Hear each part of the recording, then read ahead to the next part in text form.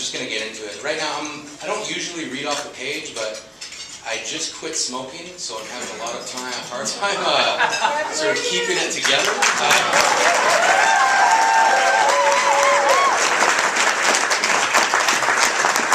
2 weeks and 2 days.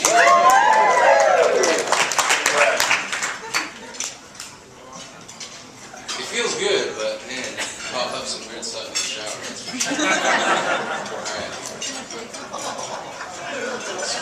Oh yeah, I forgot you were eating. Sorry.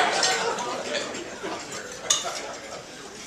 This piece was kind of inspired by my grandmother, who's a really important person in my life. And hopefully you guys will enjoy it. Alright. You'll live. That's what my grandmother used to say to me for every skin knee or broken bone.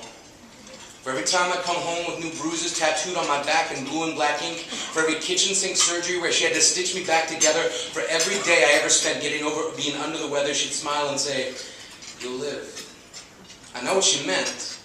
Given the choice between living and surviving, she would say, "There is a difference, and you will live."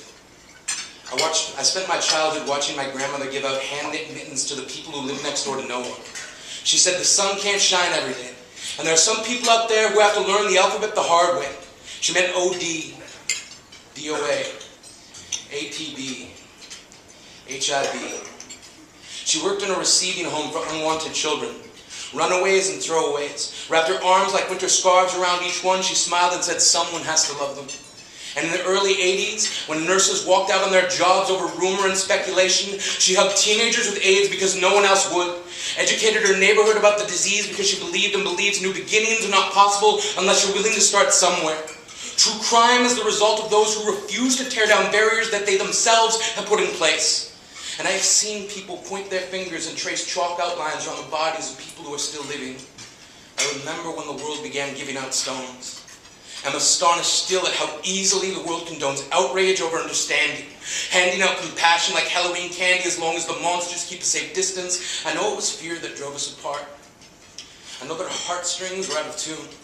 Immune to reason, we began to sing songs that sounded like, "Glad that's not me."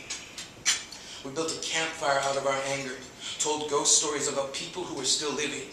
We began to believe horror stories, giving into mass media and misinformation. We held hands and sang sing-along songs that sounded a lot like "Glad that's not me."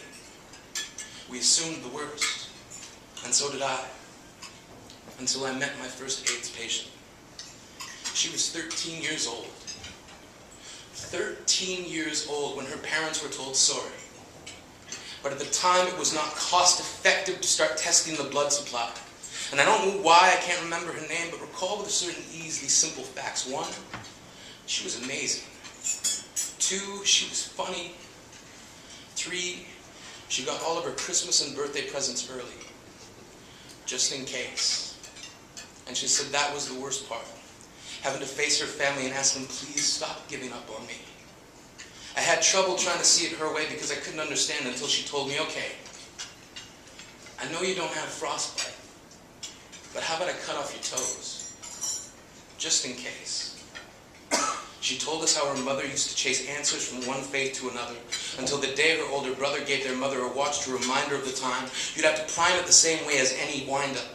But he'd remove the hour hand and the minute hand, leaving only the second hand, which would land on exactly now every time you looked at it. He said, "You have now. You have exactly how long it takes to make each moment count. Because of this story, I know now no one should have to blow out birthday candles and wish for hope. That how we cope with today is at least as inspiring as making plans for tomorrow." I had met those who lived on borrowed time and refused to pay it back.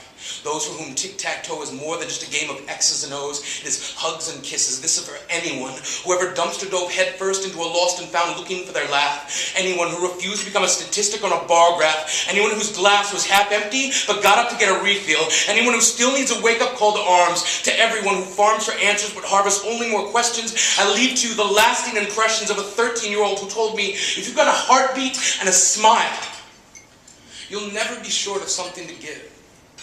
And a grandmother who told me, "If you just try to understand what someone is going through, they'll do much better than survive.